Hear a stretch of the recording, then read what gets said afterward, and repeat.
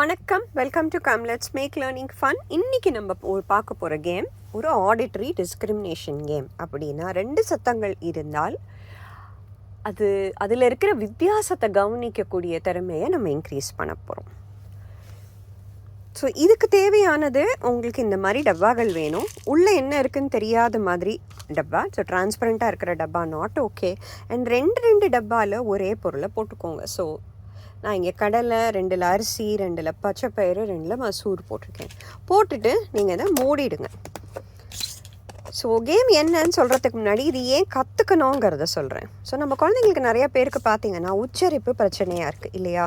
So அவங்க தெரப்பிக்கு போகும்போது என்ன சொல்லுவாங்க, இப்படி சொல்லு அப்படி சொல்லுன்னு சொல்லுவாங்க.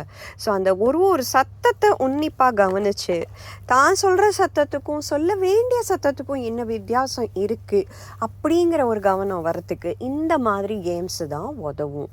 ஸோ அந்த ஸ்கில்லை ஷார்பன் பண்ணினா தான் அவங்களால அந்த உச்சரிப்புக்கு தெரப்பிக்கு உச்சரிப்பு சொல்லி கொடுக்கும் போது அதை கரெக்டாக கற்றுக்க முடியும்.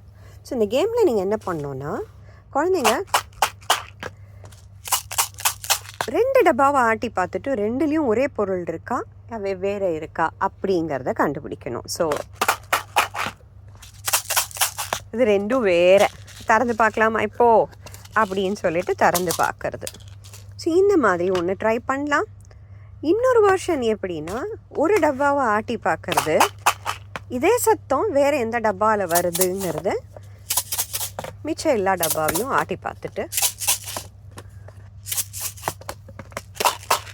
கண்டுபிடிக்கிறது. ஸோ இந்த மாதிரி நீங்கள் ட்ரை பண்ணலாம். 2 பேரும் டர்ன்ஸ் எடுத்துன்னு பண்ணுங்கள்.